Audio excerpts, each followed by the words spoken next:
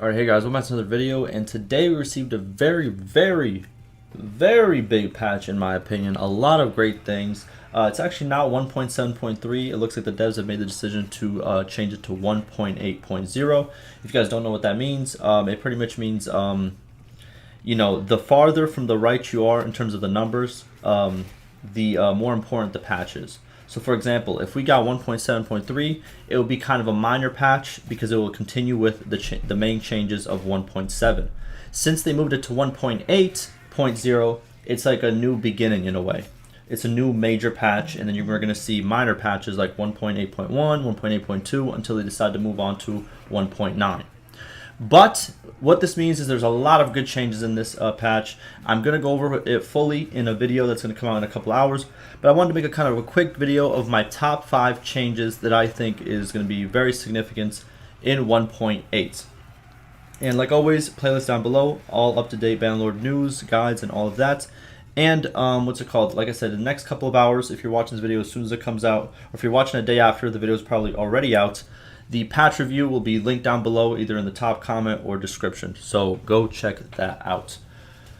Alrighty, so top 5. This was actually very hard to make. I'm gonna be honest with you, there's a lot of good changes. So I had to take a couple of them off, and some people might feel that the ones I chose as my top 5 probably won't be your top 5, but at the same time, it's all right. Okay? So here we go. Just starting off. No order, really. It's just top 5. I'm not going to order them from 1 to 5. That would be kind of hard. Again, it's all matter of opinion. But first, we have new scene notifications. It gives more weight to events, the dev states. So these can be opened automatically, or they can be triggered with a circle notification, the one you get on the right side of your screen when you're playing. And here are the different types. So if you don't know what scenes are, so scenes, we have a couple of them in the game. Well, now we have a lot more, but before we had a couple. For example, the execution. Whenever you were to going to execute somebody, it would have like that little scene pop up where the person's kneeling down, you have the axe. That's what they mean by scene, right? Or cutscene. So now we're going to have what's it called? Here's all the ones that we're going to have now. We're going to have one for newborn, whenever you have a newborn. One for whenever you get married. One for heirs coming to age. Next one, death from an old age from your main character. Then we have main hero dies in battle. We have clan member death. There's 2 variations of this. Then joined a kingdom, kingdom created, kingdom destroyed. Main storyline. So the ones I just mentioned, those are the generic ones. Now the main storyline cutscenes are if a supported faction is defeated, finding the banner pieces. There's 3 variations. Pledge allegiance, conspiracy, 2 variations for that, and declaring dragon banner.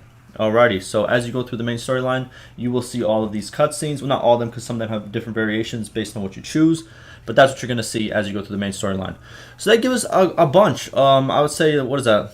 If I count it up real quick, 1, 2, 3, 4, 5, 6, 7, 10, 11, 12, 13, 14, 15, 16, 17, 18. We have 19 new cutscenes, which is pretty good. Pretty good addition. I think this will add a lot more flavor to the game, in my opinion. Next, something that a lot of people are looking for: armor effectiveness improvements. So armor was a big topic for a very long time, and here's what the devs came up with. So first, they reduced the armor coefficient from 100 to 50, and translation: one armor now provides 2 HP, or health points, against blunt attacks. There you go. They reduced blunt damage, pure damage coefficient from 1 to 0.4, so blunt damage is a little bit less now. They increased additional armor effectiveness against blunt damage 0 to 0.25, okay, made armor more effective. These changes increased the effectiveness of mid to late game armor against blunt damages to make it feel like more meaningful investment. There you go. So what this pretty much does, what they mean by this is usually late game, when you're fighting against, let's say, for example, early game enemies, a lot of them have blunt weapons. And the problem before was that, they still did a ton of damage even though you had the best armor in the game. Now with these changes, your armor, it will do better versus late game targets as well, but it won't be that big of a change. But against early game targets, or very easy targets, tier 1, tier 2, they'll be much more effective. So hopefully this works good. Next, they implemented a what's called an improved system for spawning reinforcements in battle. Another huge topic. Obviously, reinforcements were usually just spawned in the place where the original army spawned, and you kind of spawn camp it, or they would spawn on top of you. It would just be kind of annoying. But here's what the devs have done. So reinforcements will now always spawn near the deployment boundaries of the battle. So there you go. Not right outside of the boundaries, but pretty much right there, right next to it. The initial wave of troops also always spawns on the original path with respect to the position of the battle on the campaign map and the battle size. There are 2 new spawn paths that reinforcements can spawn on. One path counterclockwise to the original path and one path clockwise to the original path. Reinforcements will pick the safest spawn point of the 3, with the safest spawn path being the one furthest away from the enemy. So now we have 3 different spawn paths. I kind of talked about this. This was kind of like a suggestion I had, but I'm pretty sure the devs already had this implemented before I even talked about it. But now there's 3 different spawn positions. The original, one that's clockwise, one that's counterclockwise. And depending, I'm pretty sure the AI is going to take into effect, like, okay, is there a lot of enemies at this spawn point? Is there a lot of enemies at this spawn point? And it's going to choose the one with the least amount of enemies. Therefore, kind of giving it the appearance of, you know, the reinforcements are coming from a safe path into the battle, which I think is great. They also said that this improved system prevents the camping of spawn points by the enemy, as well as spawning the troops in the middle of an active fight. Exactly. Very good.